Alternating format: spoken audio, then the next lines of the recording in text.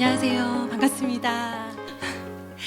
얼마나 귀한 시간을 내어 여기까지 와주셨는지 알고 있고, 또 어떤 마음으로 오셨을지도 너무나 잘 알고 있기 때문에 저한테 주어진 이 시간 너무 소중하고, 또 제가 이렇게 시간을 뺏게 해드린 만큼 또 더 좋은 이야기로 우리 어머님들 꽉꽉 채워 가실 수 있도록 최선을 다해서 오늘 제가 준비한 이야기들 전해드리도록 하겠습니다.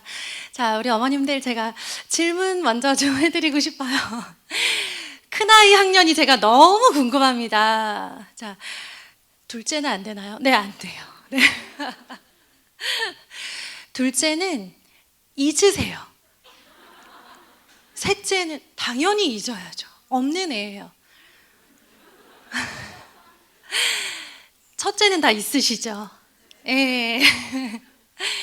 아이가 이제 하나, 둘, 셋 일칠 텐데요. 우리가 다 잡을 수는 없는데 모두 잡을 수 있는 가장 가능성이 높은 방법이 큰 아이를 잡는 거예요. 그러니까 그 잡는다는 게 그거 아니에요. 막 후들겨 잡는 거 아니고요. 네. 큰 아이한테 집중하고 큰 아이를 더 많이 사랑해주고 큰 아이가 잘 될 수 있는 방법을 더 많이 고민할수록 둘째, 셋째는 생각보다 수월하게 해결되는 경우가 정말 많습니다. 그럼 여기서 또 고민이 되시죠? 저희는 둘째가 똑똑한데요. 네, 그런 가정 많으실 거예요. 그럴수록 첫째입니다. 아이들 간의 관계에서도 그렇고요. 실제로 효율을 낼 수 있는 뭔가 결과를 내가 보고 싶다. 나는 우리 아이들 가야 된다. 어디로? 네, 가야죠. 저기 어디 서울 가야 되잖아요. 그죠? 가야 된다라고 생각하시면 첫째한테 조금 더 집중해 주시고, 오늘 제가 드리는 어떤 이야기도 다 첫째와 모습을 상상하면서 들으셨으면 좋겠어요. 저에 대해서 소개를 잠깐 드리도록 하겠습니다. 제가 이제 저를 알고 오신 분도 계시지만 모르시는 분도 많으실 거예요. 저는 초등교사로 근무를 했었고요. 근무 지역은 경기도였었고요. 15년을 근무하다가 지금은 학교는 그만둔 상태이고요. 책을 쓰고 강연을 하고 또 유튜브를 또 운영을 하면서 이렇게 우리 어머님들과 소통하고 있습니다. 자, 그러면 이 지점, 제가 교사를 하다가 그만둔 지점, 그리고 지금 이렇게 공부에 관한 이야기들을 많이 나누고 있는 이 이유에 대해서 좀 생각을 해봐 주셨으면 좋겠어요. 제가 사직을 한 이유는요, 막 잘 먹고 잘 살려고 그런 건 아니고요. 저는 두 아이의 엄마예요. 저희 아이들은 중학생이에요. 중학교 2학년, 큰 아이는 2학년, 작은 아이는 1학년, 연년생이죠. 둘 다 아들입니다. 네. 네, 막 이러시죠? 네. 저랑 비슷한 분 계신가요? 혹시 아들 연년생 키운다 하시는 분? 네. 우리는 서로 그런 게 있어요. 그죠? 네. 자, 그 다음 조금 통하시는 분, 아들 둘이다 하시는 분, 아들 둘. 네. 네. 역시나 반가운 마음 전해드립니다. 자, 딸이라고 해서 쉽다는 게 아니고요. 아들이나 딸이나 키우고 공부시키는 거 어려운 거 맞아요. 맞는데, 그냥 좀 더 엄마가 불쌍해 보여요. 아들만 있으면 그 차이가 있습니다. 저 좀 불쌍해 보이지 않나요? 네.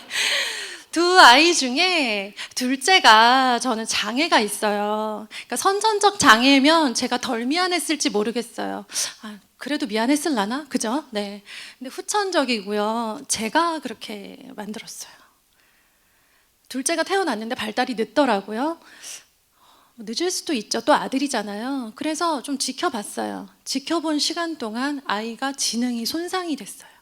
그러니까 병이 있었던 거예요. 빨리 찾아서 빨리 검사를 하고 한 달이라도 더 빠르게 아이를 좀 회복을 시켰으면 지능이 그렇게까지 손상되지 않았을 텐데, 그러면서 지능이 뚝뚝 떨어져서 지금은 지적장애 3급에 해당하는 지적장애하고요. 둘째 아이가 학교 생활을 하면서 너무 힘들어서 친구들이랑 이게 안 맞잖아요. 대화가 안 통하니까 친구들이 놀아주지 않고 계속된 그런 외로움으로 우울증이 너무 심하게 왔어요. 자, 그런데 여기서 포인트가 뭐냐면 둘째는 둘째 인생이에요. 자, 큰 아이 있잖아요. 제가 둘째 아이가 지능이 더 이상 회복될 가능성이 없습니다 라는 의사의 진단을 받고 진료실에서 나오자마자 저희 남편에게 처음으로 건넨 말이 뭘까요? 저희 큰아이가 규현이거든요. 규현이 서울대 보내자. 제 마음 이해되시죠? 예. 너무 속상하고 아쉽고 막 자책감이 드는데 어떡하지? 근데 내가 이 상황에서 할 수 있는 가장 덜 우울한 일이 뭘까 생각했는데 우리 큰아이가 서울대를 가면 너무 좋겠는 거예요. 막 뭔가 보상받은 느낌이 들 것 같은 거예요. 그 마음은 지금도 변함이 없어요. 자, 그 정도로 네, 교육에 관심이 많은 사람이고 제가 전국 1위예요. 욕심, 교육열이 1위라서 힘을 빼고 가는 거예요. 저희 애가 제일 잘 돼야 돼요. 동생이 지적장애를 앓고 있어요. 얘는 부모 이제 사라지고 나면 동생을 책임져서 평생 가야 되는 그런 아이예요. 얘 진짜 잘 돼야 되거든요. 그래서 제가 엄청나게 많은 힘을 빼면서 다만 필요한 것들에 집중하고 필요 없는 것들을 제거하면서 최대한 아이의 속도에 맞추어서 중요한 것들을 잡으면서 초등 시기를 보냈고 지금은 중등에 가서 더 빠른 속도로 달리고 있어요. 제가 초등 교실에서 봤던 많은 아이들, 저는 엄청나게 공부에, 교육에, 성적에 관심이 많은 사람이었기 때문에 잘하고 열심히 하고 가능성이 보이는 아이들을 관찰하는 것에 굉장히 많은 시간을 썼어요. 그래서 그것들을 하나하나 제가 뭐 하나씩 데이터로 통계를 낸 건 아니지만 그것들이 결국 아이들의 중등, 고등 그리고 대학교까지의 그 많은 시간 동안에 어떤 영향을 미치는지를 정말 주의 깊게 보고 하나하나 조심스럽게 저희 아이들을 교육시키는 일에 쓰고 있어요. 그래서 우리 어머님들께 오늘 제가 정말 간절하게 드리고 싶은 이야기가 있는데 제가 말씀드리면 실천해 주실 거죠? 네, 꼭 해주셔야 돼요. 아시겠죠? 자, 그럼 우리 큰아이 학년 좀 여쭤보도록 하겠습니다. 큰아이 미취학이다. 손 들어주세요. 아직? 네, 괜찮아요. 부끄러운 거 아니에요. 네. 이제 막 이런 거 막 하는데 막 미취학 엄마들 와 있으면요, 나 너무 극성스럽나? 막 이렇게 생각하시거든요. 아니에요. 저 대입 설명회 다녀요. 제 강의를 들으러 오신 분들 중에 가장 빨랐던 분은 임신해서 오셨더라고요. 둘째인 줄 알았어요, 당연히. 그래서 큰애는 뭐 유치원 갔나요? 그랬더니 얘 첫째라고. 미리 들어두겠다고. 잘 오셨다고 했어요. 미리 들어두셔야 돼요. 그럼 지금 초등 고학년 어머님들 여기도 오셔야 되지만 가셔야 돼요. 고입, 대입 설명회 가셔야 돼요. 정보는요, 내가 미리 가지고 있을수록 내 것으로 소화해서 이거를 제대로 사용할 가능성이 많습니다.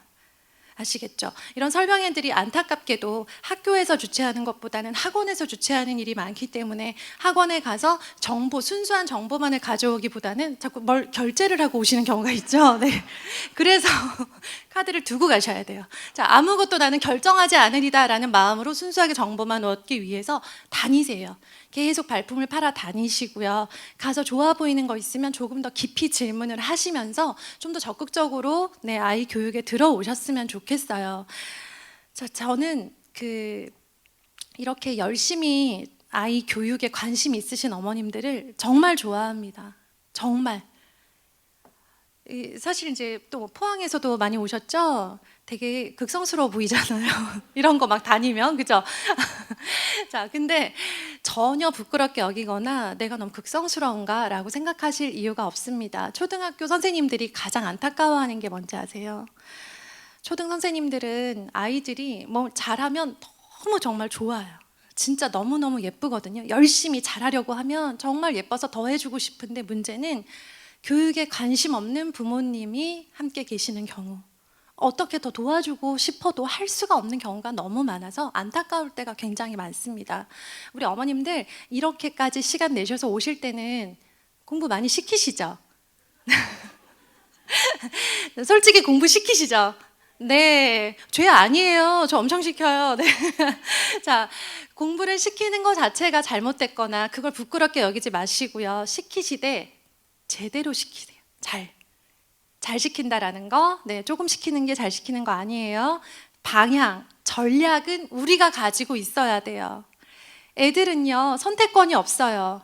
정보도 없어요. 엄마가 하라고 하면 하고 안 해도 된다고 하면 안 해요. 그럼 뭘 해야 되는지를 누가 알려주나요?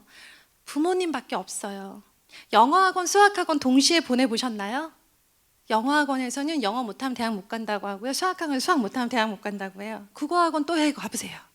국어 때문에 대학 못 간다고 해요. 학원은요, 서로 충돌할 수밖에 없어요. 가장 본인이 그 학원이 가장 중요하다라고 상담을 해드려야 다음 달 재등록이 일어나기 때문이죠.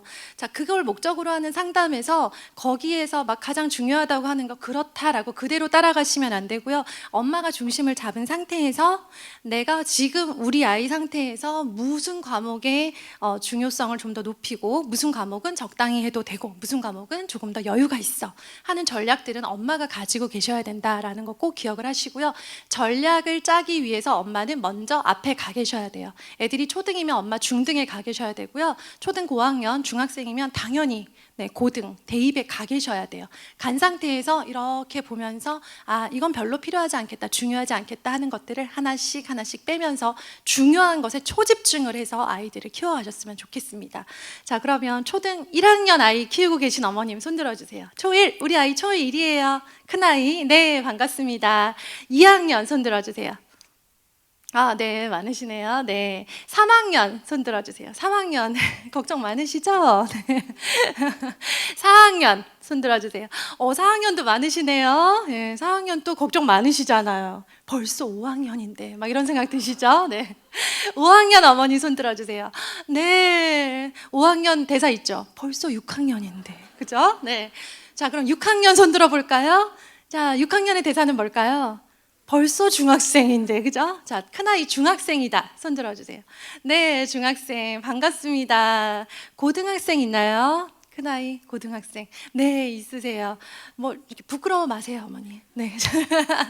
자, 초등등 시기를 어떻게 보내야 우리 아이가 열심히 하는 것 이상의 효율을 낼까? 즉 결과를 가지고 올 수 있을까? 과정은 누구나 다 열심히 한다. 누구나 다 열심히 하는데 누군가는 결과를 낸다라는 거 꼭 기억을 해주세요. 자, 아이들이 이렇게 커가면서 우리가 이런 상황을 많이 겪어요. 검색하다 좌절하는 거. 예전이랑 달라졌어요. 정보가 없어서 답답하거나 부족하다라고 느끼는 사람들은 없어졌습니다. 우리는 지금 정보가 너무 많아서 문제예요.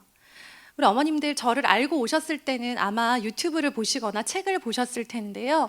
그것에 눈길이 닿았고 멈췄다라는 것은 정보를 찾고 있었다라는 의미예요. 그렇죠? 그래서 제 영상을 하나 딱 보고 나면 비슷한 영상이 추르륵 막 뜨죠. 그렇죠? 그러면서 막 다 눌러보다 보니까 막 내가 몰랐던 게 너무 많아요. 유튜브 안에 막 유튜브가 터질 듯이 정보가 너무 많고 동네로 나가봤더니 또 이 수업을 들어야 된다, 이 수업을 들어야 된다, 이거 안 들어, 이거 안 넣어줘, 이거 안 시켜 라고 하는 수업이 막 끝도 없이 계속 나와요. 그러면서 엄마들이 정보 앞에서 좌절을 하고 이 모든 정보를 흡수해서 두 종류입니다. 한 가지 종류의 엄마들은요, 한 부류는 어떠냐면 내가 알게 된 새로운 정보, 새로운 책 정보를 딱 듣고 바로 결제를 해주고 새로운 수업이 있으면 바로 넣어줘요. 그러는 성향의 엄마가 계시고요. 막 정보를 모으다가 결국 모르겠다.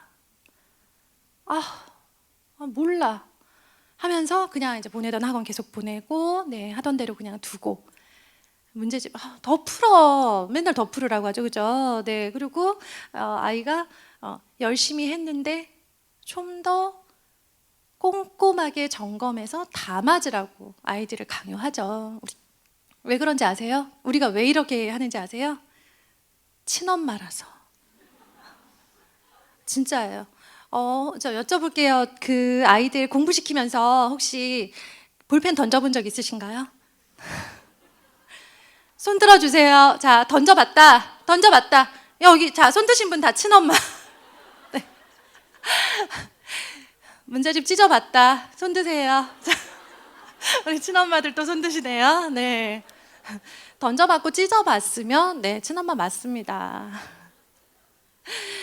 제가 뭐 친엄마다 아니다를 말씀드리고 싶은 게 아니라 우리가 이렇게까지 과한 감정에 휩싸이는 것은 아이를 정말 사랑하고 정말 아이가 잘 됐으면 좋겠다라고 하는 간절한 마음이 있기 때문이잖아요. 그런데 이러한 간절함에도 불구하고 왜 이렇게 안 되는 걸까요? 진짜 잘 안 되죠? 네, 잘 되시나요? 우리 집 막 잘 굴러가요 하시는 분, 네, 모시고 싶습니다. 잘 안 될 거예요. 다 대부분 그래요. 그래서 또 정보를 찾죠. 학원이 문제였나? 교재가 문제였나? 책이 문제였나? 학교가 문제인가? 학군이 문제인가? 하면서 아이를 둘러싼 어떤 외적인 환경들을 많이 생각을 하시는데요. 정답은 외적인 환경보다는 아이 내면에 있는 경우가 많고요. 아이 내면을 뜯어 고칠 수 없다면 엄마와의 관계로 정말 많이 해결될 수 있어요. 그래서 제가 오늘 드리고 싶은 이야기는 사실은 이 두 가지로 말씀을 드릴 수 있는데요. 중요한 것과 덜 중요한 것을 구분하는 것에서 시작을 하는데 정답부터 말씀을 드릴게요. 초, 중, 등 시기에 가장 중요한 건 이 두 가지밖에 없어요. 정말 없어요. 선생님, 사회 문제집. 선생님, 과학 실험 수업은요? 네, 다 좋아요. 다 좋아요. 아이가 원하면, 집에 돈이 남으면, 그러면 다 좋아요. 어떤 수업이든 다 가능해요. 그런데 아이는 마음이 없고 부모님도 경제적인 여유가 없고 아이는 늘 시간에 쪼들려서 책 한 쪽 볼 수가 없는데 그 상황에서 수업을 넣고 문제집을 추가하고 아이에게 뭔가 더 많은 숙제를 강요하고 있다. 그러면 이거 점검하셔야 돼요. 이거 두 가지가 어떤 의미냐면요. 이거 두 가지가 준비된 애들 중에서 압도적인 양으로 공부하는 아이들만 고등학교 최상위권이 될 수 있는 거예요. 자, 우리가 마라톤을 시작을 이제 할 거예요. 우리 이 공부라고 하는 건 마라톤이에요. 자, 마라톤이라고 하는 거 아까 마라톤 장면 다시 한번 보고 말씀을 드릴게요. 자, 마라톤을 우리가 지금 시작한 것 같은 기분이 들죠. 실은 이 학창시절 12년은 마라톤이 맞아요. 아주 긴 레이스죠. 이 긴 레이스를 가는데 우리는 지금 한 6학년이니까 한 중반 넘었을 거야 라고 생각을 하시거든요. 자, 단언컨대 초등은 아직 출발을 안 한 거예요. 지금 막 되게 많이 뛰신 것 같죠, 벌써. 막 숨이 약간 차기도 하고 뭔가 결정된 듯한 느낌이 드시는데요. 초등까지 지금 뭐 하고 있냐면 레이스 출발 신호 전에 몸 풀고 컨디션 올리는 작업을 하고 있는 중이에요. 그런데요, 여러분, 출발 신호가 나자마자 아무리 열심히 달려도 이 사람이 오늘 아침밥을 먹지 않고 왔거나 발목에 이상이 있는데 치료를 하지 않고 왔다면 아무리 열심히 뛰어도 뛸 수 있을까요? 완주할 수 있을까요? 할 수가 없어요. 출발하기 전에 이 아이가 일단 출발하면 자기 페이스대로 쭉쭉쭉 치고 나갈 수 있는 모든 준비를 마쳤는지를 점검하는 시기가 초등이라는 거예요. 초등 시기에 단원평가가 아무것도 결정을 해주지 못하는 이유가 뭐냐면 초등 시기에 정말 열심히 공부해서 100점을 맞을 수 있어요. 맞을 수 있지만 그게 무엇을 보장하지 않아요. 왜 그러냐면 그 시간에 문해력과 자기 주도적인 공부 습관을 쌓아놨던 아이들이 출발을 하고 나면 그 이후에 훨씬 더 빠르게 스스로의 가속을 붙일 수가 있기 때문이에요. 발목을 접지른 애를 아무리 열심히 막 응원을 하고 아무리 막 오늘 꼭 1등하면 내가 너 1등으로 들어오면 엄마가 맛있는 거 사줄게, 치킨 시켜줄게 라고 아무리 말해도 발목을 접지른 아이는 달릴 수가 없는 거예요. 지금 우리 아이가 발목 접지른 데가 없는가, 아침밥을 잘 챙겨 먹고 나왔는가, 뭔가 마음이 다 준비가 되어 있는가를 끊임없이 점검해야 되는 시기가 초등이고요. 그 점검이 바로 문해력과 자기주도적인 공부 습관입니다. 문해력이라는 단어가 너무 많이 나와서 너무 식상해서 오히려 중요하지 않게 느껴져요. 그게 문제라고 생각이 될 만큼 문해력이라는 단어가 너무 식상해져 버렸는데요. 문해력은 가장 중요한 게 맞고요. 우리 어머님들 알고 있어요 라고 생각하시겠지만 안다고 생각할 때 더 꼼꼼하게 보셔야 되고요. 안다라고 한다면 알아. 문해력은 알아. 그리고 뭐 하면서 또 다른 문제집 찾아 나서실 거죠. 막 약간 사냥 다니는 느낌이 들더라고요. 네. 그러지 마시고 기본에 충실한가를 정말 열심히 보셔야 돼요.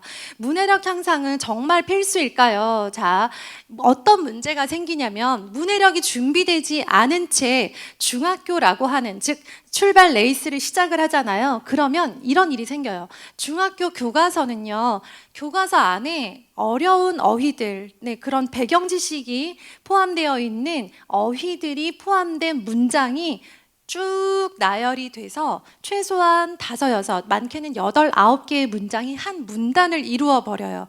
교과서에서 짤막짤막한 문장과 그림이나 사진만 보던 초등 아이들이요, 중학교에 올라가서 가장 크게 빠르게 좌절을 겪는 게 바로 교과서입니다. 교과서 자체가 너무 어렵고 딱딱해요. 그래서 교과서를 보면서 아이들이 교과서 뭔 소린지 모르겠다라고 하면서 교과서를 설명하는 수업에 집중하기가 어렵고요. 수업에 집중을 하지 못하면서 아이들은 어떤 마음을 품냐면 지금은 일단 약간 좀 졸아본 다음에 집에 가서 자습서를 다시 열심히 외워야지 라고 생각을 해요. 그래서 그런데다 사춘기 호르몬 때문에 진짜 많이 졸리거든요. 그래서 아이들이 서로 이렇게 교대로 깨서 눈이 마주친다고 하더라고요. 그 정도로 자는 일은 너무나 흔한 일인데요. 아이들이 자면서도 믿는 구석이 있죠. 학원을 가면 되고 문제집도 많고 자습서도 있고, 네, 인터넷 강의도 너무 잘 되어 있어요. 실제로 수업 시간에 푹 자고 일어나서 자기가 그 못다한 것들을 인터넷 강의를 통해서 수업을 듣고 자습서로 문제를 외우고, 네, 하는 것들 가능은 해요. 가능해요. 실제로 그렇게 해서 중등 내신에서 막 백백백 맞아가는 아이들 있어요. 자, 문제는 효율입니다. 얘가 열심히 안 했나요? 되게 열심히 했죠. 되게 열심히 해요. 내신, 중등 내신에서 100점을 맞는다는 건요, 정말 소처럼 열심히 할 때만 가능한 일인데, 왜냐하면 워낙 꼼꼼하게 나오고요. 아무리 꼼꼼하게 공부를 했어도 시험 시간에 초집중을 해서 여러 번 점검을 하지 않으면 100점이 되기는 정말 어려운 일이에요. 그러다 보니까 아이들이 최선을 다해서 공부를 해요. 중요한 건 똑같이 100점을 맞는데 누구는 100시간을 들였고 누구는 10시간을 들인 거예요. 어떤 친구가 10시간 만에 100점에 도달할까요? 수업 시간에 그 수업에서 교과서의 내용을 읽고 이해가 된 상태에서 선생님의 설명을 듣고 대부분의 것들이 이해된 상태에서 이제 암기만 하면 되는 친구들은 더 짧은 시간 동안 더 많은 내용이 머릿속에 들어올 수밖에 없는 거예요. 그래서 제가 가장 안타까운 게 뭐냐면 열심히 하는데 너무 많은 시간을 들여서 똑같은 수준에 도달을 하거나 열심히 하는데 심지어 100점이 되지도 않는 친구들, 본인의 꿈이 100점, 중학생들의 모든 중학생의 꿈은 올백이에요. 마음속에 다 올백을 품고 공부를 합니다. 자, 그런데 똑같은 시간 공부한 것 같은데 어떤 친구는 올백이 되지 않고요. 똑같이 올백을 맞은 것 같은데 아이들마다 들인 시간은 굉장히 다르다. 그건 수업 시간에 달려있다. 많이 달려있고요. 이 수업 시간의 태도, 즉 교과서를 이해하고 교과서가 수월하기 때문에 문해력이 준비된 상태에서 이 아이가 교과서에 집중을 하고 수업 시간을 쳐다보잖아요.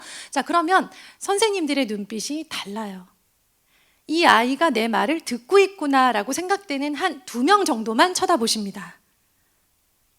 그러면서 선생님도 뭔가 의지할 때가 있어야 되잖아요.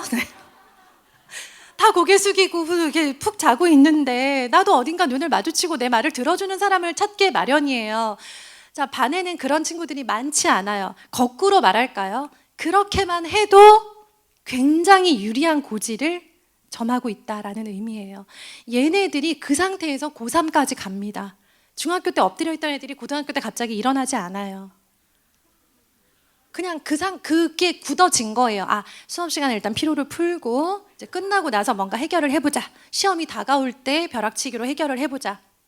중요한 건 중간 기말만으로 성적이 나오지 않죠. 수행평가 아시죠? 중등 수행평가는 어쨌든 선생님들께서 우리 아이의 성실성을 중요하게 생각하면서 평가를 하시기 때문에 수업 시간에 눈을 반짝반짝하면서 내 얘기에 귀를 기울여 준 아이의 평가지에 좀 더 눈길이 갈 수밖에 없습니다.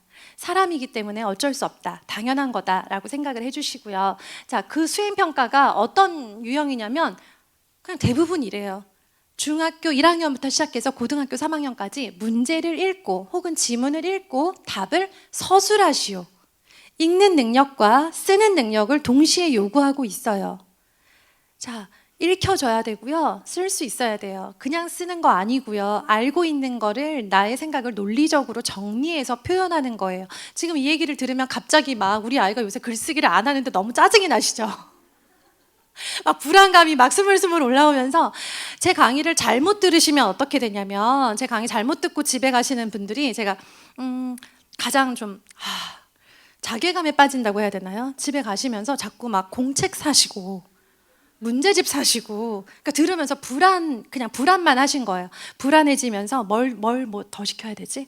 내가 시킨다고 시켰는데 이게 빠졌네 하면서 빠진 것들만 자꾸 점검하고 돌아가시는 경우가 있는데요. 절대 그러시면 안 돼요. 자, 가장 중요한 거는요. 이게 중요하구나 라고 오늘 딱 알게 되셨으면요. 장기 프로젝트를 가셔야 돼요. 오늘부터 뭔 일이 일어나면 안 돼요. 오늘은 아니에요. 빠르면 내일이에요. 오늘 이렇게 끓어오르는 마음으로 아이한테 막 너 이것도 해야 된대, 이것도 되게 좋대 라고 하면서 아이한테 막 넣기 시작을 하잖아요. 그 순간 이제 아이와의 관계가 정말 많이 무너지고요. 문해력과 자기주도 공부가 너무 중요하다고 말씀드렸는데 그거보다 중요한 영순위는 아이와의 관계예요. 관계. 그런 말 들어보셨죠? 사춘기 지나고 나서 애 잘한다라는 소리는 사춘기 지나고 나서 하라고. 그게 정말 진리예요. 초등학교 저학년 때 아이가 잘 따라와요. 중학년, 똘똘해 보여요. 고학년, 될 것 같아요. 거기에서 무너지는 아이들이 한둘이 아니에요. 사춘기가 와도 요즘 애들은 보통으로 오지 않습니다. 그런데 그 사춘기를 어떤 아이들이 잘 넘기느냐? 부모님과의 관계예요. 부모님이 나를 믿어주고 나에 대해서 계속 끊임없이 내 편이 되어서 함께 계셔주시고 계신다, 나를 도와주려고 하신다라는 것들을 아이들이 뭔가 마음으로 느끼잖아요. 그러면 그 힘든 사춘기를 견디고 나서도 자기 스스로의 목표가 생겨서 이제 내가 뭐라고 하지 않아도 앞으로 갈 수 있는 그런 힘을 거기서 얻는 거예요. 그래서 우리 아이들이요, 지금 문제를 읽고 답을 서술하시오라고 하는 수행평가에 대해 잔치를 중학교 1학년부터 시작을 할 건데요. 역시나 여기에서는 문해력이 너무나 중요하고 너무나 큰 힘을 발휘할 거고요. 마찬가지로 내신 시험도 계속 겪게 될 텐데요. 이 모든 과정들은 중학교 때 쫙 겪고 나서 중학교에서 했던 그 모든 게 리허설이었다. 지금 막 갑자기 중학교도 지금 막 이런데 고등학교 때 또요. 네, 본 게임은 고등학교인 거 아시죠? 지금 우리 6학년 2학기 기말고사 수학 단원평가 100점 맞으려고 여기 앉아 계신 거 아니잖아요. 그렇죠? 목표를 잘 생각하셔야 돼요. 고등학교 때예요. 가장 가까운 목표로는 뭘 잡으시냐면 고등학교 1학년 1학기 중간고사. 너무 멀어요? 뭐 금방입니다. 네.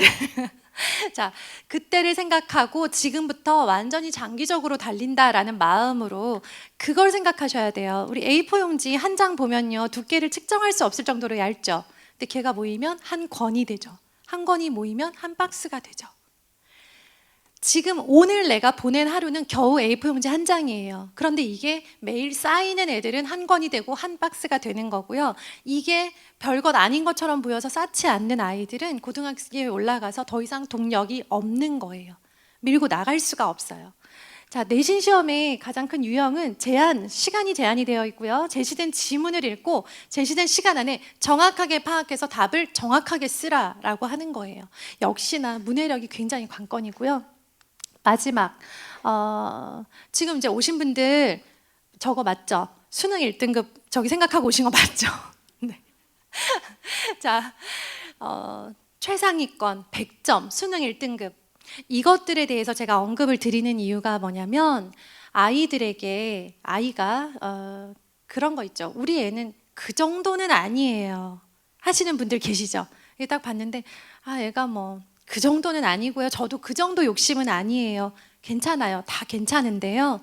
내가 애를 봤을 때 어떻게 보이건 또 내가 욕심과 기대치가 얼마건 상관없이 우리 아이 입장에서 생각을 하셔야 돼요. 아이가 목표를 크게 가질 수 있도록 도와줄 수 있는 분은 부모님밖에 안 계세요. 우리 아이를 정말 진심으로 우리 아이가 잘 됐으면 좋겠다. 정말 네가 네 꿈을 펼쳤으면 좋겠다라는 마음으로 아이를 아이 입장에서 같이 바라봐 주실 수 있는 분은 전 세계에 딱 두 사람, 부모님밖에 없어요. 그래서 목표를 세울 때 아이가 말도 안 되는 목표, 너무 세다 싶은 목표를 세워도 그걸 무시하거나 그걸 가지고 비웃으시면 안 돼요. 혹시 이제 아이가 서울대 얘기한 적이 있으신 분 손 들어주세요. 당당하게 드세요. 괜찮습니다. 네, 막 찌르시고 막 이러네요. 네, 내리세요. 서울대 뭐 아시죠? 아무나 갈 수 있는 거 아닌 거. 자, 그런 생각을 내가 하고 있다고 해서 아이가 엄마 나 서울대 가고 싶어. 갈 거야 라고 말했을 때 야, 그렇게 해서 서울대 못 가. 야, 서울에 잘하는 애들이 얼마나 많은지 알아?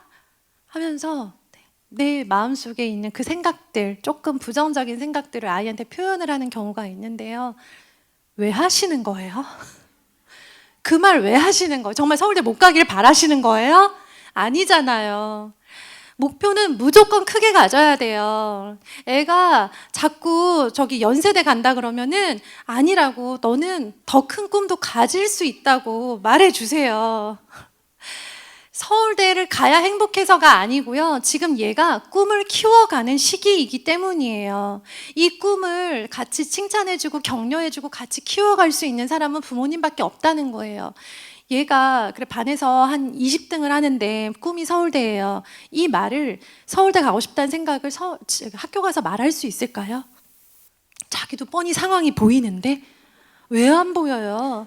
우리 애들이 얼마나 많은 비교와 경쟁 속에 시간을 보내는지 아세요? 사람은 눈을 뜨면 다른 사람을 볼 수밖에 없어요. 우리 어머님들 들어오시면서 서로 스캔하셨죠?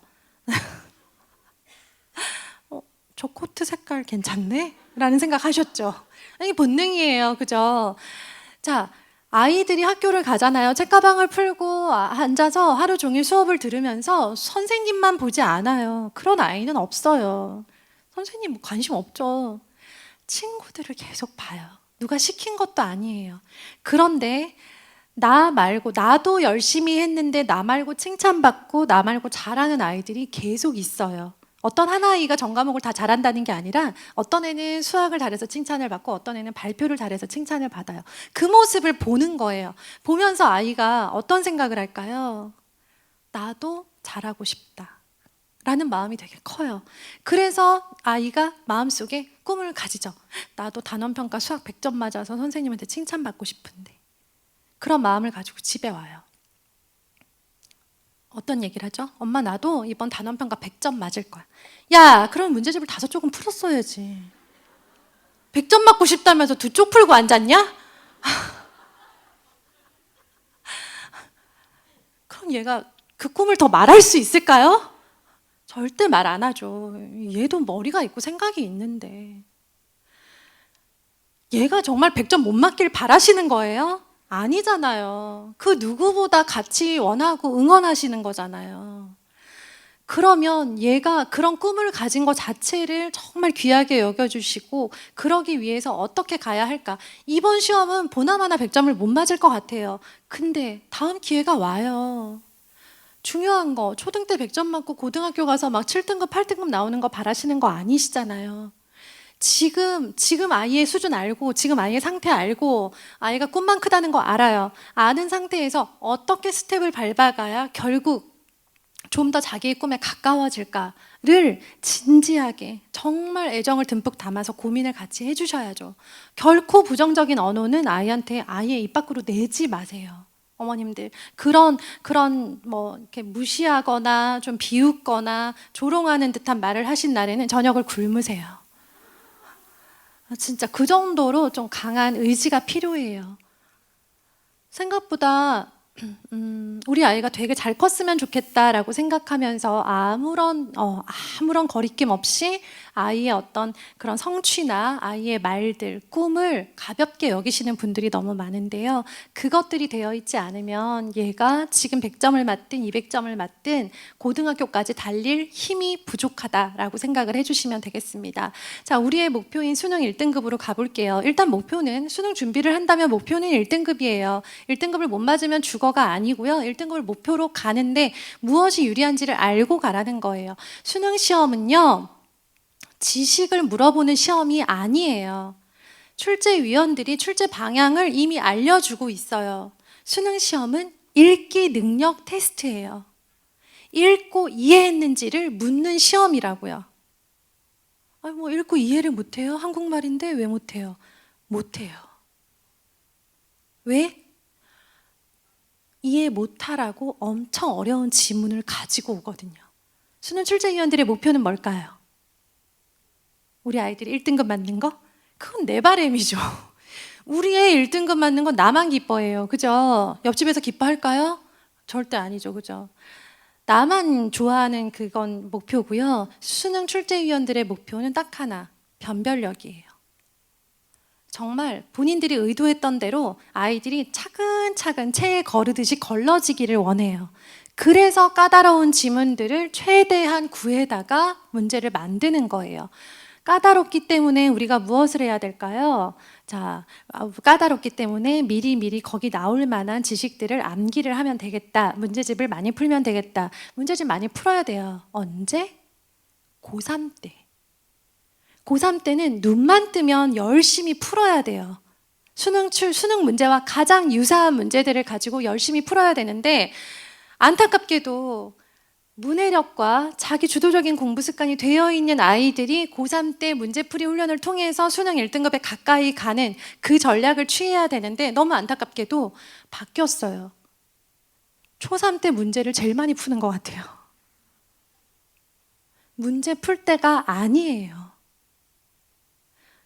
이래도 또 속으로 막, 그래도 어떻게 문제집을 안 풀어. 내 목에 칼이 들어와도 문제집은 못 끊어라고 생각을 하시겠죠. 네. 그래서 전략이 중요한 거예요. 어머님, 제발. 제발. 문제집을 안 풀면 뒤처질 거라는 건요. 이 초등 시기만 놓고 봤을 때, 이번 단원평가만 놓고 봤을 때의 전략이에요. 아시겠죠?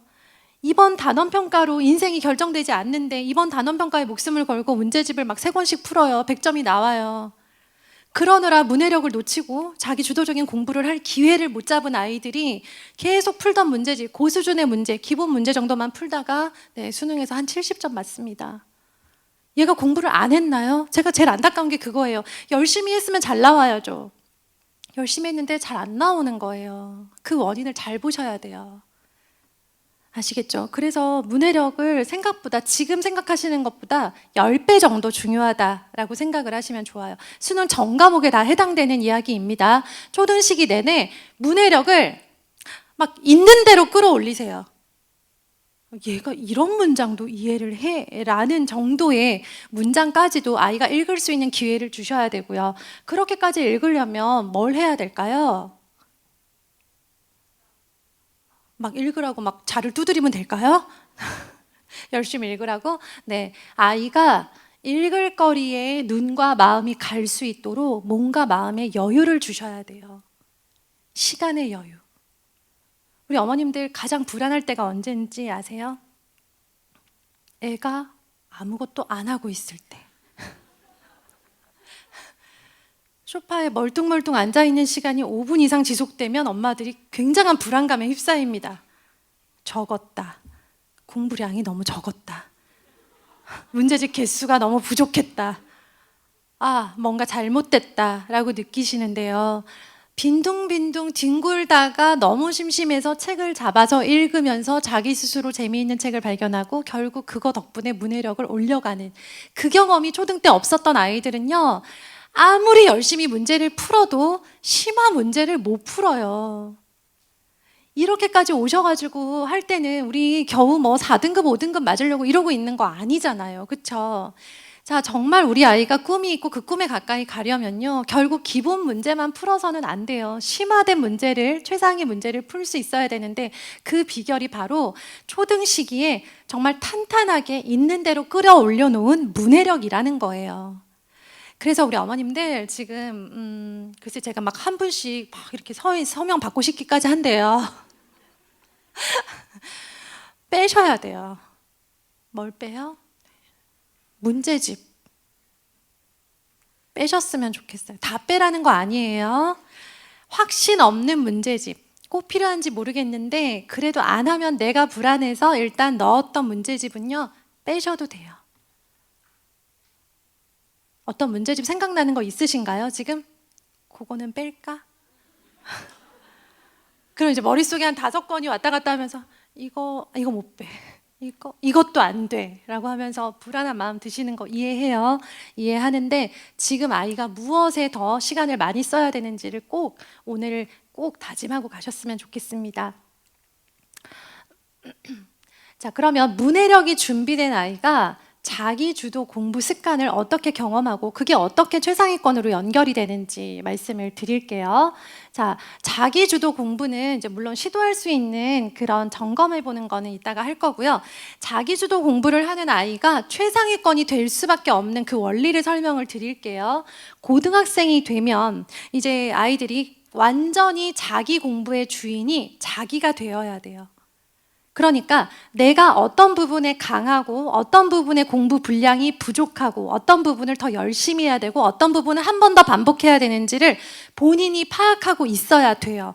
그래서 초등 때는 엄마들이 주도권을 가지고 계시고요. 중등 시기에는 그 주도권을 아이한테 하나씩 넘겨보는 시도를 하시고요. 고등 이전에 공부의 주도권, 공부를 완전히 아이가 장악을 해야 돼요. 그러니까 우리 지금 각자 다 부엌 장악하고 계시죠? 지금 냉장고 열지 않았지만 냉장고 안에 뭐가 있는지 아시죠? 양파 있어요, 없어요? 아시죠? 네. 있고 없고가 중요한 게 아니라 있는지 없는지를 알고 있는 게 중요한 거예요. 그걸 장악했다고 하는 거예요. 양파가 없을 수도 있잖아요. 하지만 없다는 걸 알고 있느냐 모르고 있느냐가 너무나 중요하다고요. 아이도 그래요. 공부를 할 때 본인이 지금 가장 약한 게 영어 단어인지 문법인지 듣기인지 수학에서는 도형 파트인지 분수인지 또 수학을 기본 정도는 풀 수 있는데 심화나 최상위로 갔을 때는 어떤 유형의 문제에서는 내가 자꾸 막히는지를 본인이 알고 있어야 된다고요. 이걸 우리가 알려줄 수 없어요. 초등 때는 알려주면 애가 알아듣고 엄마 엄마 말대로 분수가 약한가 봐요. 할 수 있겠죠. 자, 딱 초등까지예요. 그 이상을 넘을 수가 없어요.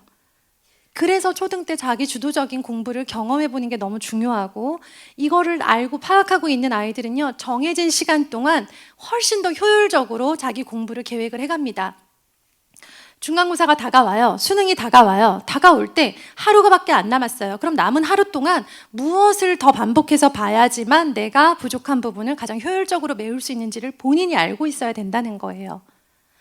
자, 부모님들 지금 초등 때 가장 많이 하는 착각이 내가 이렇게까지 늘 정정하고 기분 좋게 아이와의 좋은 관계로 아이 공부를 이끌어줄 수 있을 거라고 생각하시죠. 예. 부모님은 정정하실 수 있어요. 건강관리를 잘하면. 자, 하지만 아이가 거부합니다. 이제 더 이상 내 공부에 간섭하지 마세요. 내가 알아서 할게요. 그렇게 되는 순간 이제 우리가 할 수 있는 건 밥밖에 없어요. 그 정정한 남아 도는 에너지로 밥만 해야 돼요. 어떤 개입이나 어떤 조언도 먹히지 않는 시기가 옵니다. 아마 지금 그걸 경험하고 계시는 분들도 계실 거예요. 이미 시작된 것 같아요. 느낌이 쎄해요. 아시죠? 우리 애는 아니에요. 청착하고 모범생이 순해요. 애가 막 어릴 때 막 먹여놓으면 자고 막 순해서 순한 거랑 별개입니다. 자, 생각해 보세요. 우리 어머님들 자기 주도적인 일상 습관과 공부 습관이 일어나지 않는다라고 생각을 해볼게요. 반대로. 그러니까 애가 고3인데 학교 갔다 와서 엄마한테 물어봐요. 엄마 오늘 나 문제집 어디 풀어? 막 소름 돋죠? 그런 일은 일어나지 않을 뿐더러 그런 아이를 바라시는 건 아니잖아요. 그래서 놓아주실수록 아이가 더 잘 클 수 있어요. 여기서 막 애를 네 마음대로 해 이게 아니고요. 혼자서 성취감을 얻어볼 수 있는 경험을 주셔야 된다는 거예요. 자, 그러면 우리 아이가 준비가 됐는지를 좀 점검을 해보도록 할게요. 학년과 상관없이 초등 시기에는요. 준비됐다 싶으면 그냥 다 시도해 보셔도 돼요. 괜찮아요. 학교나 학원 숙제를 아이가 혼자 챙긴다. 우리 큰아이 생각할 때 혼자 챙겨요. 막 되게 완벽한 건 아닌데 챙긴 적도 있어요. 손 들어주세요.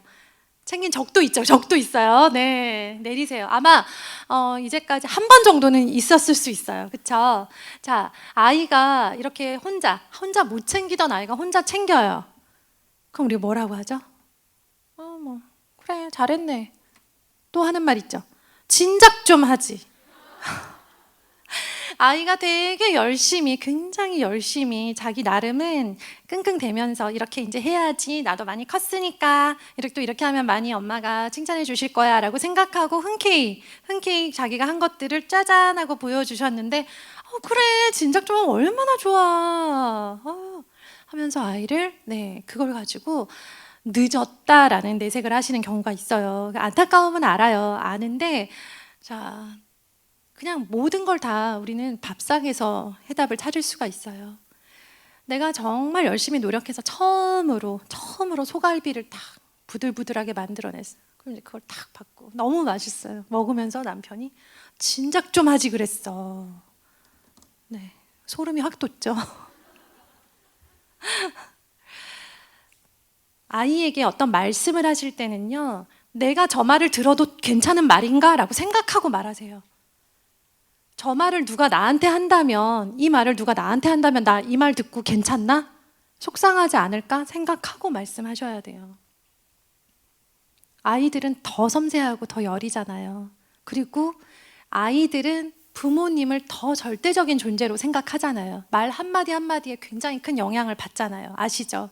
자, 그렇기 때문에 이 시기에 아이가 학교나 학원 숙제를 한 번이라도 혼자 챙겼을 때는 와, 정말 얼마나 대단한가. 그리고 얼마나 엄마가 기쁘고 뿌듯하고 이것들을 계속했을 때 얼마나 좋을 거라고 기대하는가를 충분하게 표현을 해주셔야 돼요. 그래야 또 하죠.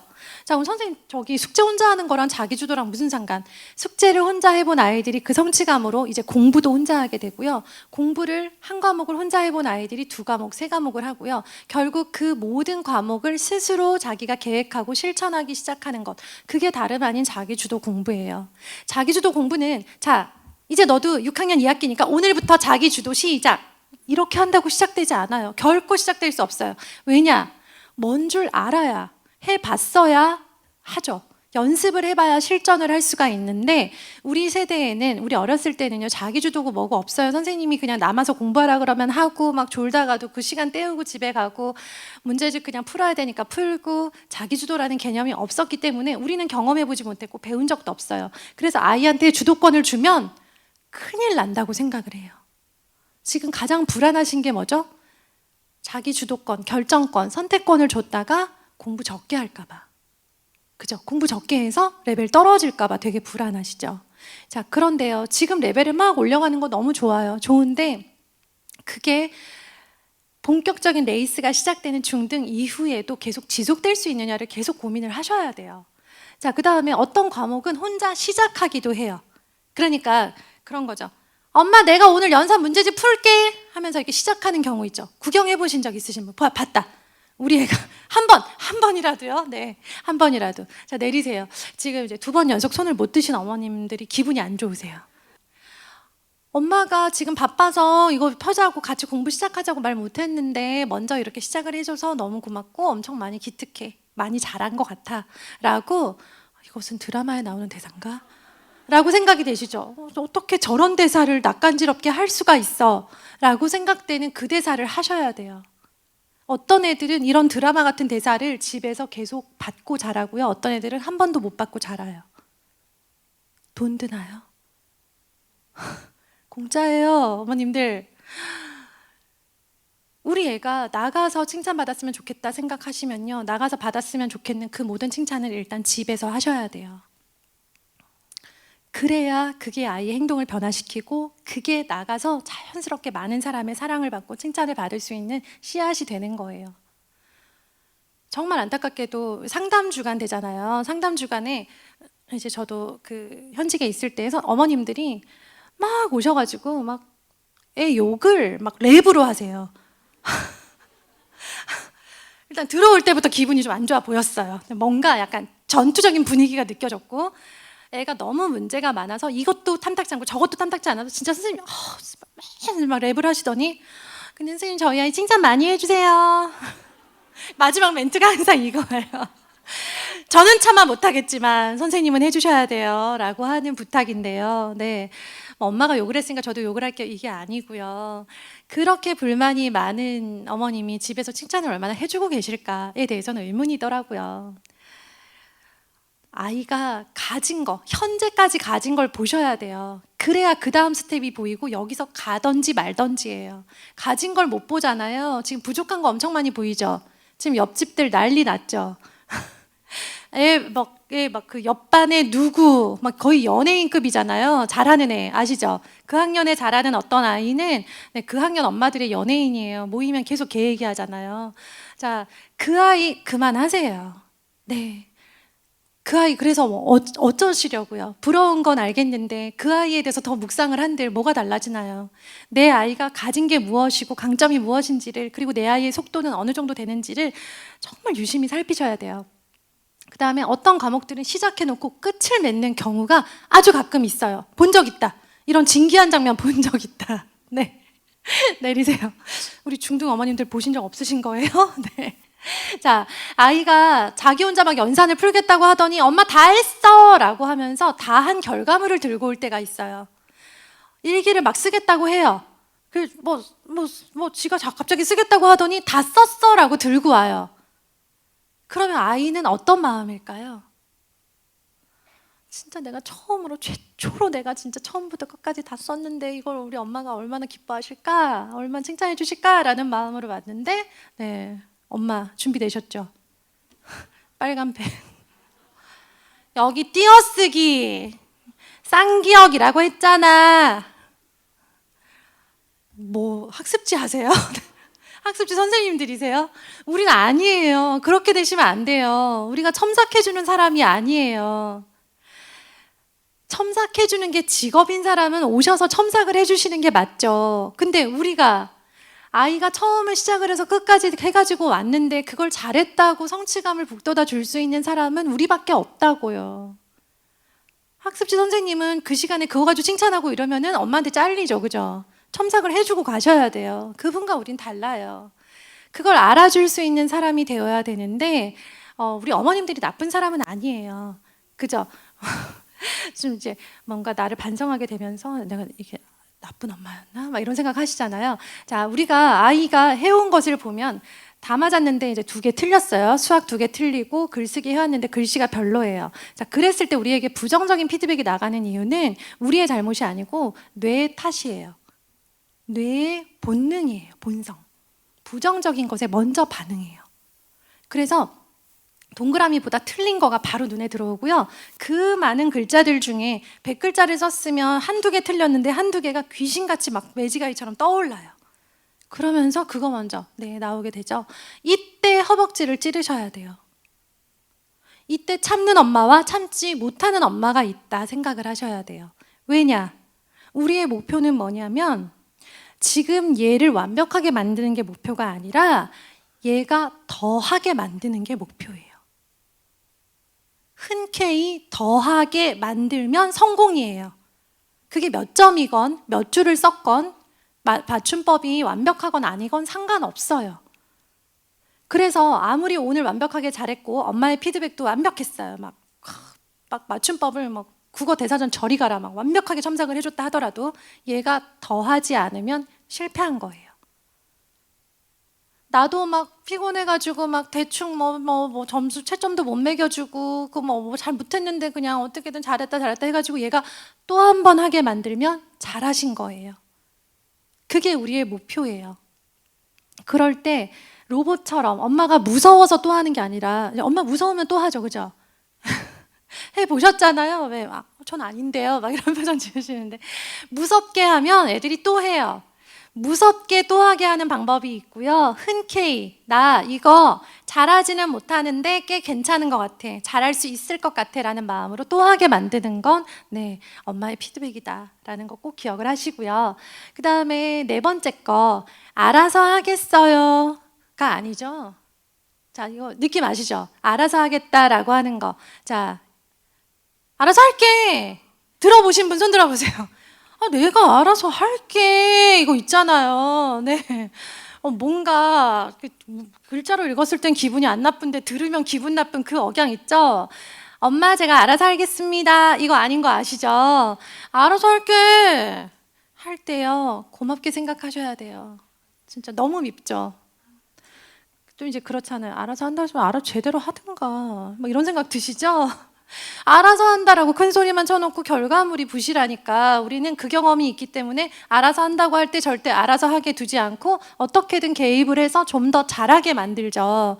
알아서 하겠다는 아이를 알아서 하게 두시고, 자, 이때 필요한 것은요, 알아서 하는 거 너무 좋다. 정말 좋다. 좋은데 어떻게 할 계획인지 엄마한테 말해줘 라고 엄마가 관심이 있고 그리고 너가 잘할 거라고 믿는데 궁금하다 이 정도로 아이에게 표현을 해주세요. 그러면서 아이가 알아서 하겠다라고 하는 것 자체가 엄마를 무시하거나 엄마에게 화를 내는 게 아니라는 거를 계속 되새기면서 아까 말씀드린 알아서 하겠다고 할 때 알아서 하게 두시지 않으면 어떻게 돼요? 고등학교 3학년 때 학교 갔다 와서 엄마 저 오늘 문제집 어디 풀어요? 이렇게 된다고요. 아시겠죠? 네. 정말로 강압적인 부모님 밑에서 자란 아이들이요. 너무 안타깝게도 이걸 물어봐요. 물 마셔도 돼요. 진짜로. 네. 그렇게 키우고 싶은 거 아니시죠? 네. 서울대 합격했는데 엄마한테 전화해서 물어봐요. 음료수 사 먹어도 돼요? 그런 애 원하시는 거 아니시잖아요. 알아서 하겠다고 할 때 아이의 계획을 물어봐 주세요. 그 다음에 끝내놓고 되게 흐뭇해하는 일이 있었나를 한번 점검을 해보도록 할게요. 공부 아니에요. 공부, 독서 아니고, 그러니까 우리가 생각하는 그런 훈훈한 일 말고 뭐야? 라고 생각되는데 되게 자기 혼자 흐뭇해하는 모습 본 적 있으신 분 손 들어보세요. 구경해봤다. 진짜 이건 진기명기다. 자, 내리세요. 우리 맨 앞줄에 어머님 어떤 거 광경 보셨어요?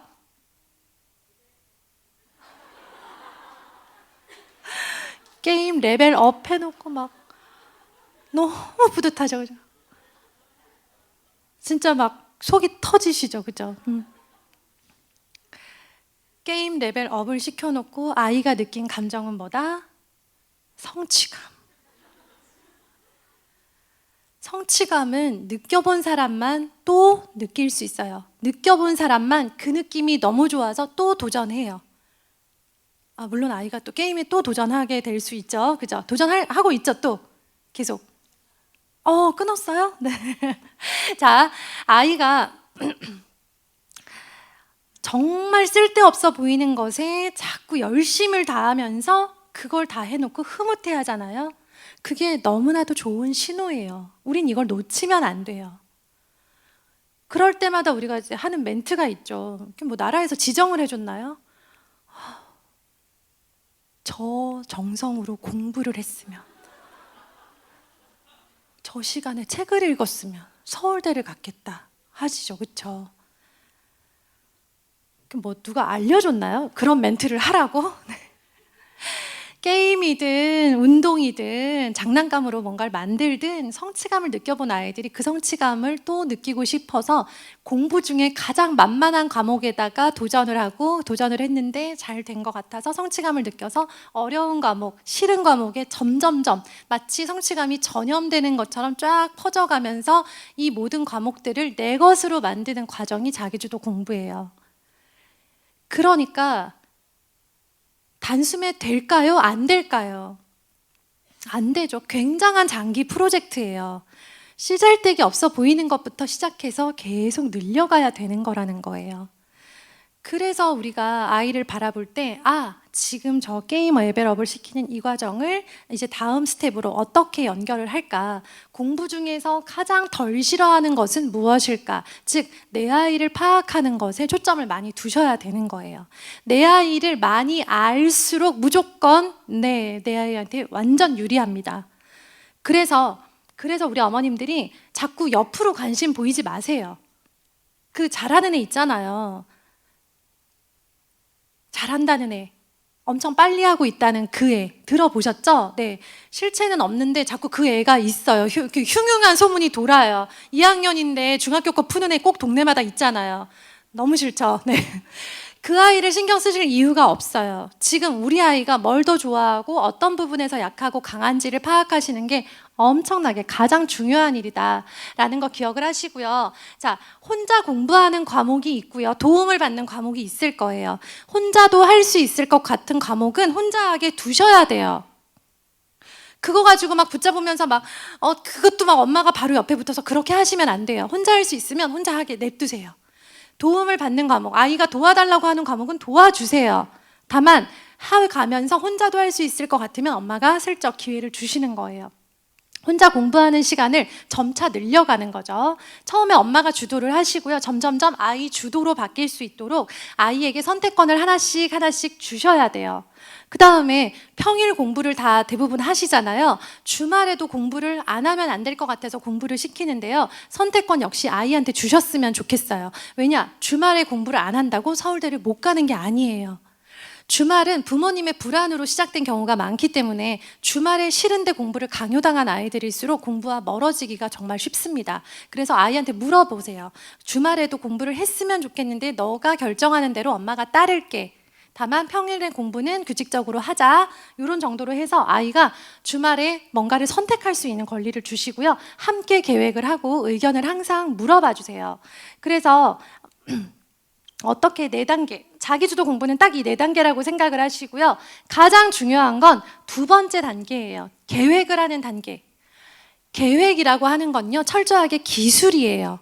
기술은 어떤 특징이 있냐면 많이 하면 늘어요. 무조건 늘어요. 김밥을 맨날 싸면 김밥을 잘 싸게 되죠. 계획도 기술이고 기술은 매일 하면 늘기 때문에 계획을 많이 세워보셔야 돼요. 초등 시기에 가장 열심히 할 것은 문제집을 정해진 기한 내에 정해진 분량만큼 푸는 것보다 훨씬 중요한 게 본인의 공부 계획을 본인이 공부에 세워볼 수 있는 기회를 주시는 거예요. 그러면 1학년도 세울 수 있나요? 1학년도 가장 자기가 자신 있어 하는 한 과목에 대해서는 계획을 세울 수 있어요.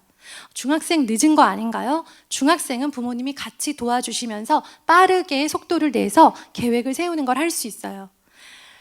본인의 공부 계획을 본인이 세우지 않는 최상위권은 없습니다. 그러니까 필수라는 거예요. 본인의 공부 계획을 본인이 장악하기 위해서는 초등 때부터 계속 세워봐야 되는데 우리 어머님들이 가장 좀 기분이 나쁘고 계획을 세워놓고 좌절에 빠지는 게 뭐냐면 실천이 잘 안 돼요. 계획을 세워놓고 아이가 계획은 잘 세웠는데 계획 세우느라 시간 엄청 많이 썼는데 결국 공부는 그만큼 못해서 계획은 잘 세웠는데 실천이 안 되더라. 자, 계획을 세우면 실천은 안 되는 거예요. 원래 계획대로 우리 어머님들 다이어트 계획 세우셨잖아요. 되던가요? 안 되죠. 자, 안 돼요. 안 되는데 계속 세우는 이유는 뭐냐면 계획을 또 세우고 수정하고 안 되는 걸 경험하고 되는 걸 경험하면서 내가 실현 가능하면서 나 스스로의 목표에 가까이 갈 수 있는 분량과 횟수의 공부를 나 스스로 계획을 해보는, 그래서 결국 계획과 실천이 일치하는 수준의 그런 자기 주도성을 가지는 그런 공부를 결국 고등학교 때 경험하기 위해서예요. 그래서 지금 초중등 시기에 뭔가 이제 계획은 세웠는데 안 된다거나 계획을 너무 적게 세워서 공부 분량이 줄어들고 있다라고 느끼거나, 그리고 내가 점검을 하긴 하는데 아이가 점검하는 걸 싫어해서 뭔가 제대로 되고 있지 않다라는 생각이 드실 때 잘하고 계신 거예요. 이러한 시행착오를 고등학교 때 하는 경우가 있어요. 정말 안타깝지만 큰 희망은 없습니다. 고등학교 때는요, 내가 세운 계획대로 실천에 옮기고 부족한 부분을 자기 스스로 점검하고 그 부분을 어떻게 보충할지를 고민하면서 자기 인생 최고의 압도적인 공부량으로 쭉쭉쭉 자기 실력을 이제 뽐낼 수 있는 그런 시기이기 때문에 고등학교에서 이걸 경험하면 늦다라는 말씀이고요. 초등이고 중등이면 누구든 다 시도할 수 있고, 제가 아까 그 말씀 드렸죠. 5학년 어머님들 여쭤보면서 벌써 6학년. 벌써는 금기어예요. 벌써라는 말 쓰지 마세요. 우리가 지금 이제 찬바람이 불면 내년 학년을 이제 막 걱정을 하죠. 그죠? 내년 3학년이 되면, 내년 3월이 되면 몇 학년이 되는데 하면서 벌써가 없어요. 초등에서는 벌써라는 말이 없어요. 왜냐하면 언제 시작하고 어떻게 시작을 해도 늦지 않았기 때문이에요. 지금 늦었다는 생각을 하면 빨라지나요? 갑자기 늦었어 라고 생각하면 애가 막 갑자기 속도를 내주나요? 절대 협조하지 않죠. 네. 아무리 내가 마음이 급하고 빨리 달리고 싶어도 아이가 협조하지 않는다는 건 충분히 경험을 하신 분들이실 거예요. 자, 그렇다면 장기적인 계획을 가지고 우리 아이가 지금부터 무엇을 시작해서 어떻게 해야만 자기 공부를 장악할 수 있을 것인가, 그리고 어떻게 해야만 중학생이 되었을 때 성인 수준의 문해력을 가질 수 있을까, 이 두 가지를 계속 고민을 하시고요. 이거는 좀 장기적인 숙제로 드릴게요. 그러니까 우리 아이 문해력과 우리 아이 자기주도 공부는 숙제로 남긴 상태에서 오늘부터 시작하셔야 되는 거는 오늘 숙제로 드리겠습니다. 자, 숙제를 마치신 분들은 제 유튜브 채널이나 인스타그램에 오셔서 숙제했어요 라고 꼭 말씀을 해주세요. 숙제는 뭐냐면요, 아이와의 관계를 위해서 무엇이든 좋으니까 한 가지 노력을 하셔야 돼요. 내가 치킨을 좋아하면 시키셔야죠. 내가 이제까지 우리 아이가 이렇게까지 열심히 기특하게 건강하게 잘 자라준 것에 대해서 제대로 내색도 못하고 이만큼 큰 것 같아요 라고 하시는 분들, 자, 그러면서 무엇을 하셔야 되냐면 아이가 좋아할 만한 뭐 먹을 거든 뭐든 어떤 행동이든 하시고요. 이건 정말 제 인생에서 한 번도 해보지 않았지만 드라마에도 나오지 않을 것 같은 닭살 돋는 대사를 하셔야 돼요. 못하겠어요? 전 칼이 들어와도 못해요 라고 생각을 하시는데요. 이거를 하시는 분과 안 하시는 분 3년 후, 4년 후는 너무나 달라질 거예요. 우리 아이들 자는 모습 보면요, 너무 기특하고 사랑스럽고 예쁘죠? 막 눈물 나죠? 잘 때 울지 마세요. 깨 있을 때 잘하세요. 왜 자꾸 자는 애 붙들고 막 뭘 미안해하고 자꾸 울고 사랑한다 그러고 막. 애가 모르는데요? 몰라요. 애 잘 때는 쿨하게 엄마 드라마 보세요. 눈앞에 돌아다닐 때 잘하세요. 돌아다닐 때 자꾸 가라 그러고 막 들어가 공부 뭐 문제 있는 애 자꾸 없애지 마시고, 내 눈앞에 돌아다닐 때 내가 우리 아이 너를 얼마나 널 감사하게 생각하고 자랑스럽게 생각하고 기특하게 생각하고 너를 생각하면 고맙고 눈물이 나는지를 꼭 아이한테 말로 전하세요. 진짜 못하겠죠? 어떤 마음인지 알아요. 너무 잘 아는데 아이들이요, 그런 드라마 같은 대사를 원해요. 우리 부모는 어떠냐면 말을 안 해도 알아줄 거라고 생각을 해요. 자꾸. 아는 아이도 있죠, 그죠? 가끔 있어요. 근데 아무리 내가 그 사람의 마음을 알고 있다 하더라도 그 사람이 직접 말로 해줬는데 싫은 사람 있나요? 그게 막 너무 싫어, 나 미칠 것 같아, 우리 엄마가 막 이런 아이는 없어요. 중학생, 고등학생, 성인이 되어서도 지금도 친정 부모님이나 시부모님께서 뭔가 약간 드라마 같은 대사를, 칭찬을, 나에 대한 격려와 응원을 문자 메시지나 전화로 해주셨을 때 너무 기분 좋지 않나요? 왜냐하면 그분들이 진짜 진심으로 나의 인생을 응원해 주시는 분들이라는 걸 알기 때문에 그분들의 칭찬은 특별합니다. 우리 아이들도 그래요. 우리 아이가 가장 인정을 받고 싶은 사람은 부모님이에요. 근데 우리 자꾸 막 어디 나가서 칭찬해달라고 우리가 칭찬을 부탁하고 다니죠. 학원 선생님한테 또 전화하죠. 아이 많이 칭찬해달라고. 그냥 내가 하는 거예요. 그리고 내 칭찬을 제일 좋아해요, 아이가. 그래서 힘드시면 카톡까진 봐드릴게요. 적어서 보내는 것도 허용을 해드릴 테니까 가지고 있었던 소개 이야기들을 하시고요. 자, 쿨하게 반응은 신경 쓰지 마세요. 애들도 이게 처음이니까 막 마치 한 대 얻어맞은 느낌이 들겠죠. 우리 엄마 갑자기 왜 저래? 자, 아이의 당황스러운 마음도 이해를 해주시고요. 반응과 상관없이 나는 내 할 말을 한다. 그렇게 해서 우리 아이가 나의 이 고마운 마음, 이 감사한 마음을 알고 있는 상태에서 차츰차츰 관계를 돈독하게 다진 다음에 문해력도 시도하시고 자기주도도 시도하시는 거예요. 오늘부터 막 앉아가지고 야, 계획표 가지고 와봐. 계획표 짜는 게 중요한 게 아니에요. 계획표 일주일 있다 짠다고 뭔 일 안 나요. 그 전에 다져 놓으셔야 돼요. 아시겠죠? 네. 어떠한 아이한테 꼭 해주고 싶은 멘트가 지금 좀 그려지시나요? 생각나신 분 손 들어주세요. 뭔가 나는 이 말을 해주면 좋을 것 같다 라는 말 생각 안 나세요? 적어드려야 되나? 네. 뭐라도 좋으니까 꼭 시도하세요. 나중에 정말 나중에 네, 막 울면서 후회하지 않으셨으면 좋겠어요. 이 우리 아이가 서울대를 못 간 후에 후회하라는 게 아니고요. 우리 아이가 성인이 되고 난 다음에 그때도 여전히 자기 삶의 성취감이 없고 자기 주도적인 삶을 살지 못하는 그런 아이를 보면서 정말 너무 속상해서 눈물 흘리지 마시고요. 오늘부터 관계를 다져가면서 아이에게 결정권, 주도권, 네, 그것들을 하나하나 주시면서 아이가 자기 주도적으로 성장해가는 모습을 그렇게 지켜보시는 어머님들 되셨으면 좋겠습니다. 제가 준비한 이야기는 여기서 마치도록 하겠습니다. 감사합니다.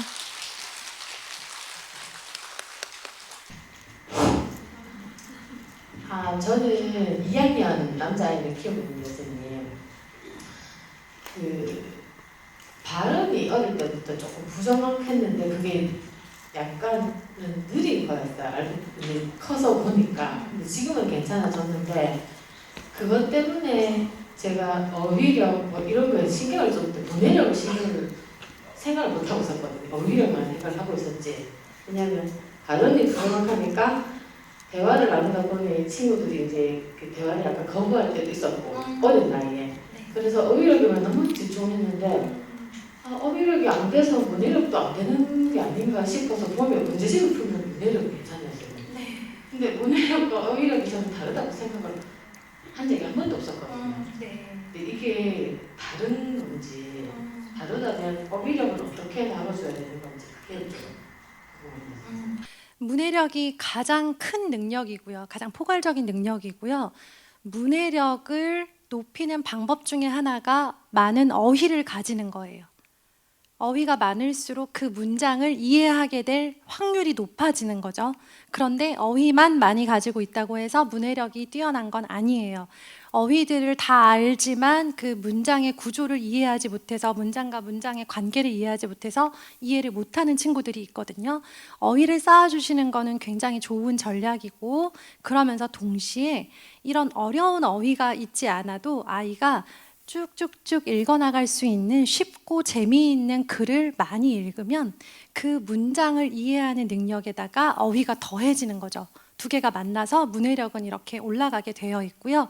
그 다음에 지금 발음 말씀하셨는데요. 발음은 또 다른 문제예요. 얘가 어휘의 뜻을 알고 모르고를 떠나서 모르는 단어라 하더라도 정확하게 발음을 하는 게 중요하잖아요. 그렇기 때문에 발음은 발음 교정 치료를 근데 지금 많이 좋아졌다고 하니까 네. 네네. 뭐 일종의 이제 약간의 언어 지연이 있었을 것 같고요. 지금 이제 발음에 문제가 없다면 어휘 자체만 가지고 너무 스트레스 받으면서 어휘만 올리려고 하지 않으셨으면 좋겠어요. 말씀드렸듯이 수능은 읽는 능력을 측정하는 거고 어휘를 많이 알면 읽는데 유리하긴 하지만 어휘만 측정하는 어휘 능력 테스트는 아니기 때문이에요.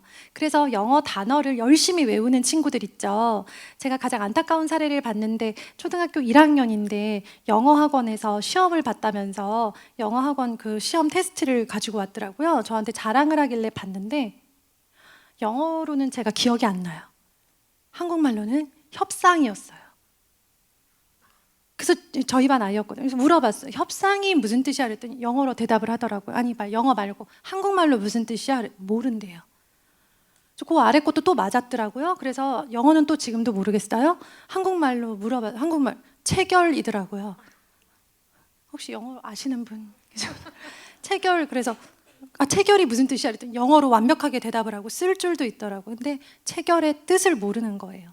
이 아이는 정말 높은 수준의 어휘를 가졌지만 이게 문장 안에서 연결이 돼서 이 하나의 문단을 이해할 때는 얘가 100% 그걸 이해할 거다라고는 말하기가 어려워요. 그러니까 어휘랑 문해력, 어휘만 잡으면 문해력이 해결된다라고 생각하시면 안 되는 게 포인트입니다. 네. 안녕하세요. 네. 저도 중학교 딸이었는데요. 저도 물론 사교육도 중요하고 각자 교육 차이가 다 다르시니까.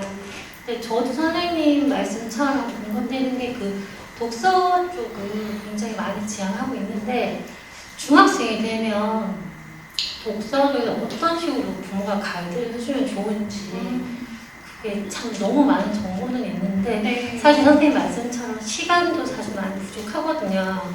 근데 사실 고등학교 가기 전에 독서량을 좀 끌어오고 싶은데 선생님은 어떻게 실질적으로 하고 계시는지 네. 궁금합니다. 네, 우리 중학생이 되면 실제로 책을 읽는 아이들이 거의 없어요. 반대로 말하면 중학생인데 책을 읽고 있다면 굉장히 유리한 고지를 선점하고 있다라고 생각을 하셔도 돼요. 그래서 중학생 때까지 독서는 계속 끌어가셨으면 좋겠고요.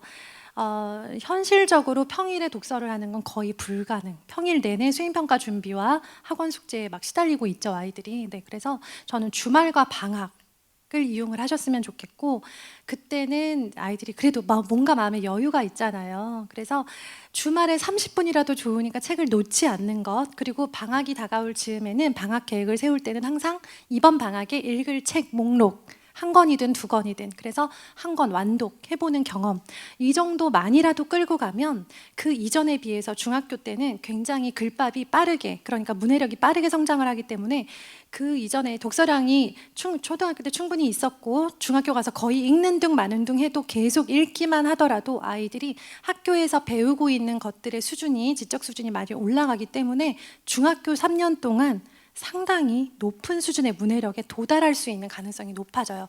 거기까지 읽고 이제 그 문해력으로 고등학교 때 입시를 준비한다라고 생각하시면 되겠습니다.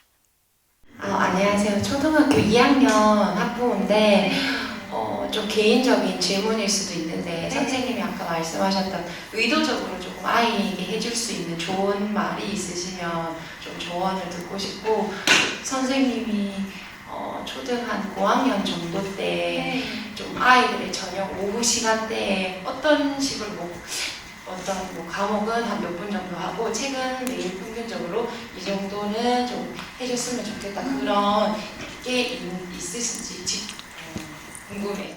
네. 구체적인. 네, 먼저 드라마 같은 대사를 예시를 들자면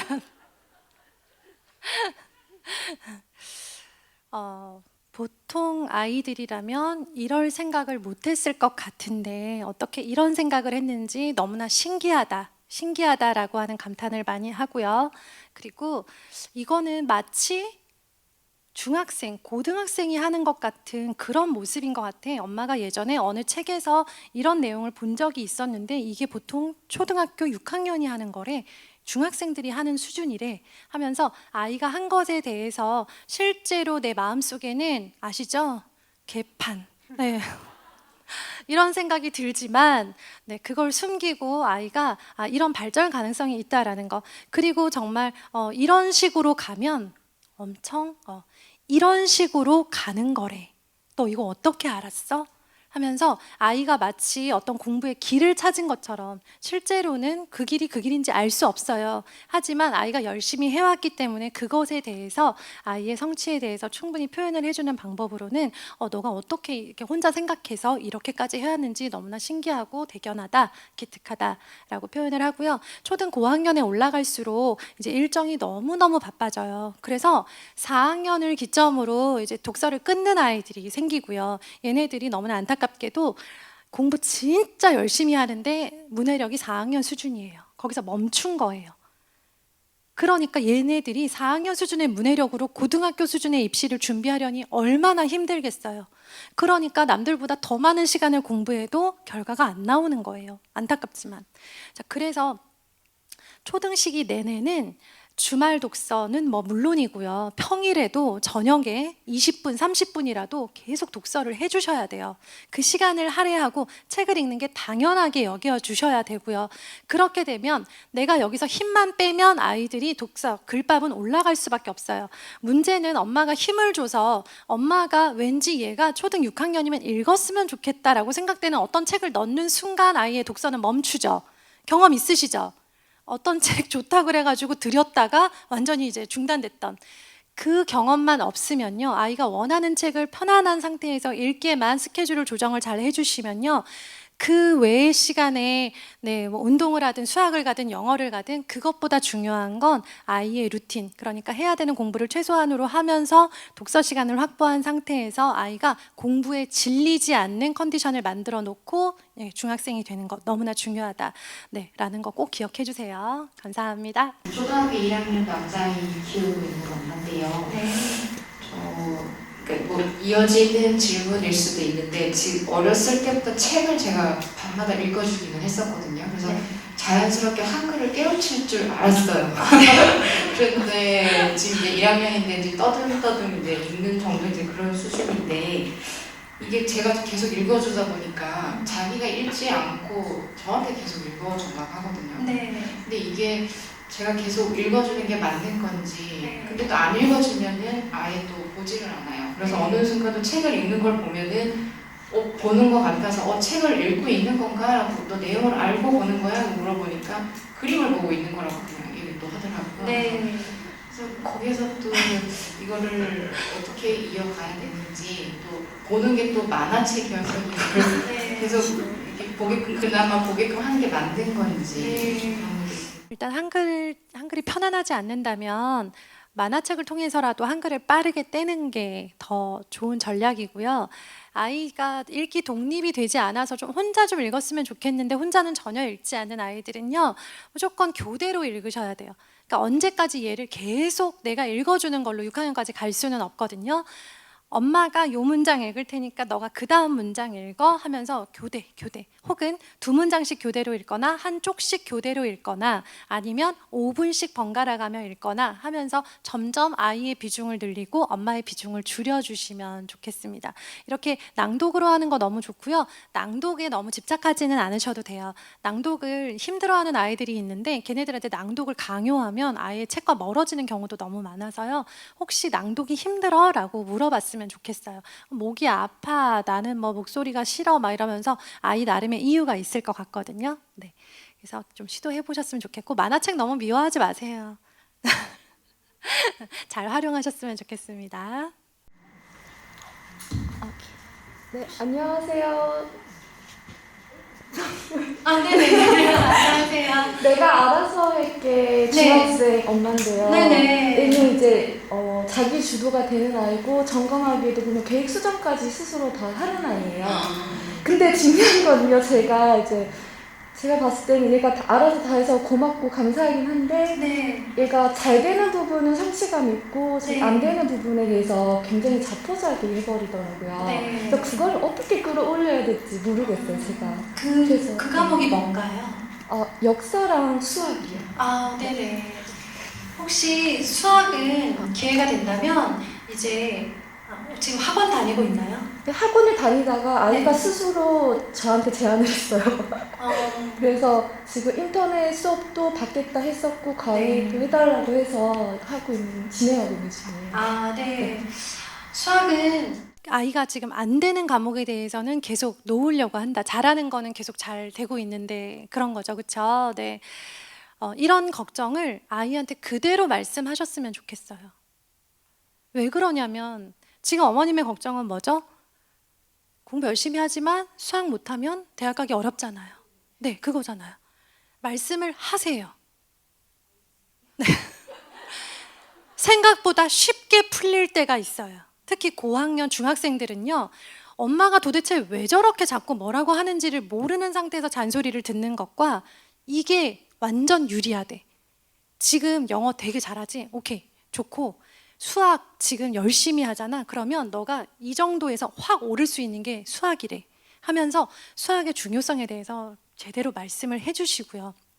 역사는 사실 큰 걱정을 안 하셔도 되는 게 아이가 뭐 포기했을지는 모르겠으나 기회가 또 와요. 그러니까 중학교 2학년, 3학년 혹은 고등학교 때 역사는 바짝 열심히 잘해서 100점을 맞아볼 수 있는 기회가 있는데 수학은 지금 포기하면 안 되고 수학은 오히려 더 치고 나가야 되는 시기. 그리고 수학만 지금 상태에서 거의 완벽한데 수학만 조금 더 잘하면 완전 유리하다라는 걸 꼭 말씀을 해주세요. 안녕하세요. 전 초등학교 4학년 딸을 키우고 있는데 저희 아이가 책 읽기는 참 좋아해요. 그래서 눈 뜨면 책을 보고 쉬는 시간에도 책을 보는데 이게 굉장히 한쪽으로 치우쳐 있어서 이제 제 나름대로 깔아도 보고 화장실에도 갖다 놓고 옆에서 읽는 척도 해보고 별의별 짓을 해도 눈길도 안 주는 그런 상황이거든요. 무슨 책을 읽고 있나요? 일단 판타지, 네. 그다음에 그것에 가미된 과학 관련 도서 네. 그런 쪽으로는 굉장히 좋아하는데 네. 사회과는 극혐하고요. 네네. 그다음에 이제 특히 뭐 이제 내년에 5학년이 되니까 제가 요즘 역사 관련 책들이 이렇게 좀 많이 갖다 놓는 편이거든요. 네. 거들떠도 안 보고 반나절에 갖다 내고 다시 빌려오는 것만 계속 반복하고 있어서 네. 이게 문해력의 범위 안에서 봤을 때는 지식의 축적도 필요하다고 생각을 하고 있어서 네. 약간의 불안함 네. 그런 것들이 좀 네, 맞아요. 우리 아이가 편독을 하고 있고, 그리고 배경 지식이 충분하지 않은 책을 보고 있으면 마치 시간을 낭비하는 것 같은 그런 기분이 들거든요. 그리고 계속 둬도 되나? 라는 생각이 드는데요. 예, 딱 그냥 말씀을 드리자면 6학년 때까지 절대 불안해하지 않으셔도 돼요. 네, 장담합니다. 지금 우리 아이가 과학 분야, 판타지 분야로 열심히 달리고 있잖아요. 얘를 역사를 넣잖아요. 그러면 역사가 풍부해지는 게 아니라 독서가 끝나요. 이 시기에 정말 많은 아이들이 이러다가 독서를 중단합니다. 원치 않는, 도대체 궁금하지 않은 이야기를 글로 봐야 되는 거예요. 우리 어머님들 지금 그래도 이제 조금 궁금하고 관심 있는 거니까 이렇게 들으셨죠, 그렇죠? 제가 지금 여기서 막 의학 논문 나눠주고 읽으세요. 엄청 도움돼요. 라고 깔아놓은들 읽으시겠어요? 네, 아니죠. 아이들의 마음이 좀 그래요. 그러니까 아이들이 지금 책을 읽지 않는 이유가 얘가 게을러서가 아니고요. 영상이 있기 때문이에요. 영상과 책이 싸우는 시대예요. 영상은 열기만 하면 너무 재밌는 게 많죠. 그런데 책을 간신히, 영상을 보고 싶지만 그 마음을 누르고 책을 보는 건데 책의 주제마저도 내가 원하는 게 아니에요. 그러면 얘는 더 읽지 않게 될 거예요. 지금 아이가 편독하고 있는 그 영역을요, 완전히 얘 문해력을 성인 수준으로 끌어올릴 수 있는 무기로 삼으셔야 돼요. 내가 판타지 이거 하나 그냥 약간 족친다라고 해야 되나? 네.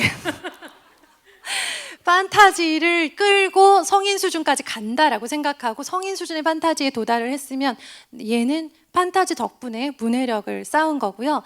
그 이후에 확장하셔도 하나도 늦지 않아요. 아이가 중학교에 올라가고 나면 다양한 종류의 배경 지식을 교과를 통해서 사회 시간, 역사 시간, 과학 시간 배우게 돼요. 배우면서 몰랐던 세계를 알게 되고 그것들을 통해서 그 영역에 대해서 어느 정도는 좀 어슴푸레하게 안다라고 생각될 때 그 영역의 책을 읽기 시작을 하는 거거든요. 그러니까 지금부터 강요하거나 너무 부담 갖지 않으셔도 괜찮겠습니다. 네, 감사합니다.